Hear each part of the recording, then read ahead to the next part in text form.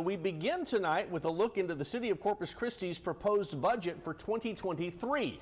Now, it was introduced by City Manager Peter Zanoni yesterday and comes in at a whopping $1.4 billion. So a portion of that budget will go to the city's first responders, who are poised to benefit in some big ways. Our Brandon Schaff spoke with the police and fire department officials about that today and joins us now in studio with our top story at 5. Brandon? Hey, good evening. Mike, Leslie, and the Corpus Christi Police and Fire Departments are expanding tonight. CCPD plans to add 25 new police officers, and CCFD has 24 open positions across the department. And leaders of both departments tell me that this new funding will help first responders better serve the Corpus Christi community. We'll be adding another medic unit, given the Corpus Christi Fire Department 14 medic units throughout the city, which will give us some great coverage, help us out with response times. CCFD might already be fully staffed, but it's always looking for more help. The city of Corpus Christi's $1 billion budget for 2023 is set to help the department reach a new, faster standard for fire response. Chief Robert Rocha says that means adding one more man to each fire crew to make sure each firefighter has the proper backup.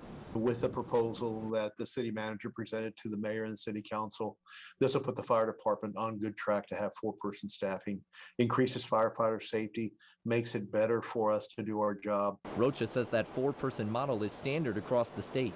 The budget will also allow the fire department to add 2 75-foot ladder trucks and move older vehicles into their reserves. As for CCPD, Chief Michael Markle says more funding means more officers to meet the community's public safety needs. We'll have more officers. You know, our call load is increasing over the years, as should with a growing city. So those officers won't be handling often as they do now calls alone when they should have backup available to them. The new additions will bring the total officer count to 491. Markle says new recruits and better vehicles will keep officers safer in the field.